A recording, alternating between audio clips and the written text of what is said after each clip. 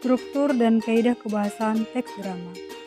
Teks drama adalah teks yang berisi cerita yang disajikan melalui rentetan dialog berbabak yang dibayangkan dan cerita serta berbagai peristiwa yang disajikan di panggung teater dapat digambarkan melalui sebuah pertunjukan.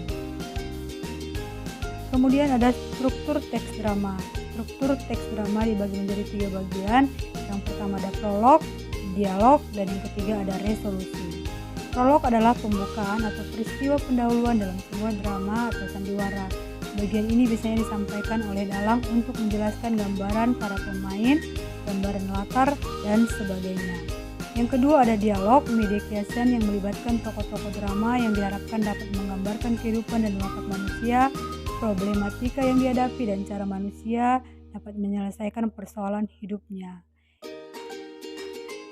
Di dalam dialog tersaji urutan peristiwa yang dimulai dengan orientasi, komplikasi, dan resolusi. Orientasi adalah bagian awal cerita yang menggambarkan situasi yang sedang atau sudah atau sedang terjadi.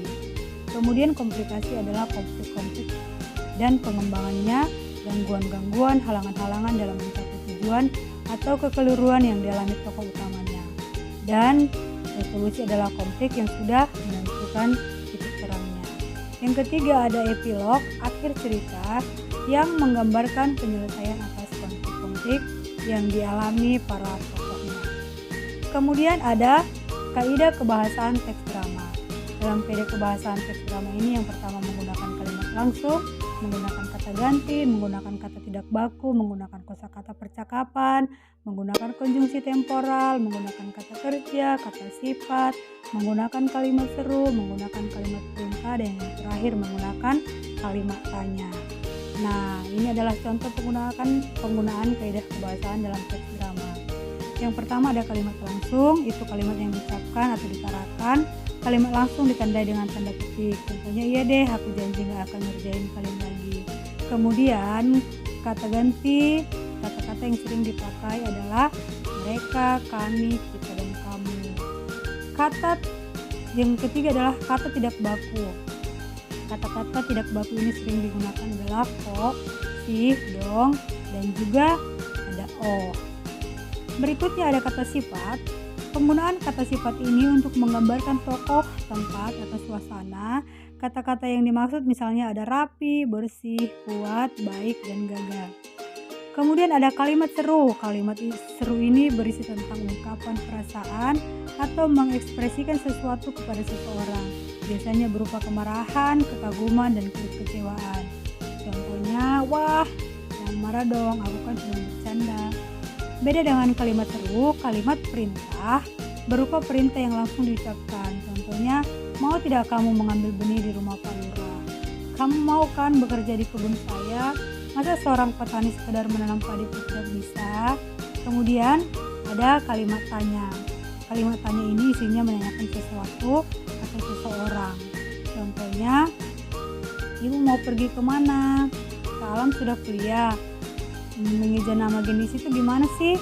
Dan yang keempat, memangnya rumah ibu di mana? Itu merupakan contoh-contoh kalimat tanya.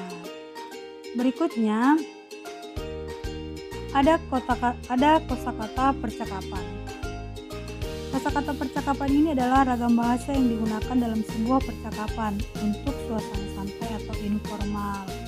Contohnya, memangnya kamu sudah suka diejek? Aduh, maaf deh, kamu marah ya. Yang kesembilan ada konjungsi.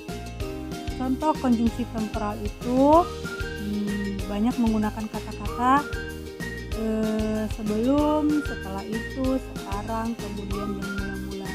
Yang terakhir itu ada contoh kata kerja.